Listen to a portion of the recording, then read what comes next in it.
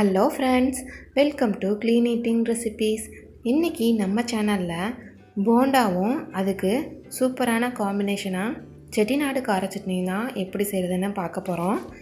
இதுக்கு நான் ஸ்பெஷலாலாம் எந்த ஒரு பேட்டரும் ரெடி பண்ணலை. ஜஸ்ட்டு இட்லி மாவு இருந்தாலே போதும். இட்லி மாவு புளிச்ச மாவாக கொஞ்சம் எடுத்துக்கோங்க. அது கூட பாதி வெங்காயம் கட் பண்ணி சேர்த்துக்கிறேன். ஒரு பச்சை மிளகாய் ஆட் பண்ணியிருக்கேன். ஒரு கொஞ்சமாக கருவேப்பிலை, கொஞ்சம் மல்லித்தலை, அது கூட கொஞ்சமாக பெருங்காயத்தூளும் ஆட் பண்ணிக்கோங்க. அது கூட 2 ஸ்பூன் ரவை சேர்த்துக்கோங்க.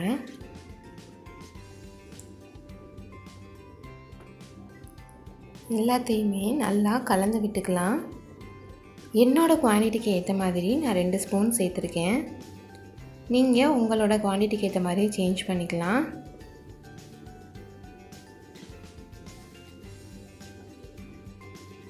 அதோட கன்சிஸ்டன்சி இந்த மாதிரி கொஞ்சம் கெட்டியாக இருக்கணும். இந்த மாதிரி கெட்டியாக வர அளவுக்கு நீங்கள் ரவையை சேர்த்துக்கலாம். இதை ஒரு 5 நிமிஷம் ஊற வச்சிடலாம். அந்த கேப்பில் நம்ம செட்டிநாடு கார சட்னியை ப்ரிப்பேர் பண்ணிடலாம். நான் இதுக்கு மீடியம் சைஸில் ஒரு வெங்காயம் எடுத்திருக்கேன். இதுக்கு ஒரு வரமிளகாய், 3 பல் பூண்டு, ஒரு பெரிய தக்காளியை குட்டி குட்டியாக கட் பண்ணியிருக்கேன். அது கூட கொஞ்சமாக உப்பு சேர்த்து இதை அரைச்சி எடுத்துக்கலாம். இப்போ இதை தாளிக்கணும். கொஞ்சமாக எண்ணெய் சேர்த்து அதில் கடுகு உளுந்து பொரிய விட்டு கருவேப்பிலை போட்டுக்கோங்க. இப்போ நம்ம அரைச்சி வச்சுருக்க அந்த சட்னியை இதில் ஆட் பண்ணி ஜஸ்ட் ஒரே ஒரு நிமிஷம் இருந்தால் போதும்.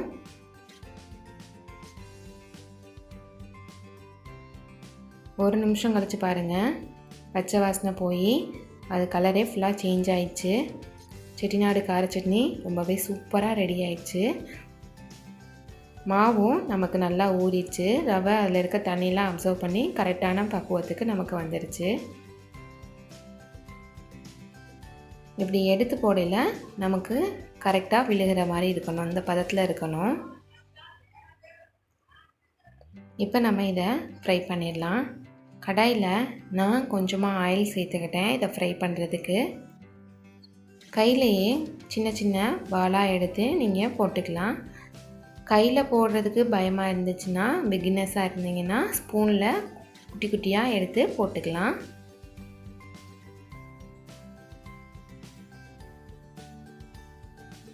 ஒன் சைடு ப்ரௌனாக வந்ததுக்கப்புறமா அனதர் சைடு ஃப்ளிப் பண்ணி போட்டுக்கோங்க. 2 சைடும் நல்லா கோல்டன் ப்ரௌனாக வந்ததுக்கப்புறமா இதை பிளேட்டுக்கு சேஞ்ச் பண்ணிடலாம். லோ ஃப்ளேம்லேயே வச்சு ஃப்ரை பண்ணணும்.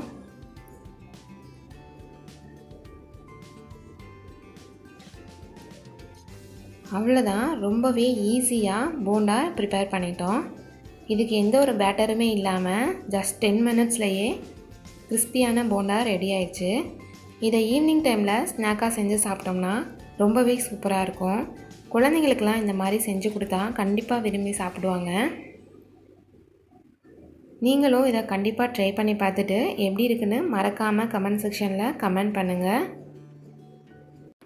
இந்த வீடியோ உங்களுக்கு பிடிச்சிருந்தா லைக் பண்ணுங்கள், ஷேர் பண்ணுங்கள் அண்ட் மறக்காமல் நம்ம சேனலுக்கு சப்ஸ்கிரைப் பண்ணுங்கள். தேங்க்ஸ் ஃபார் வாட்சிங்.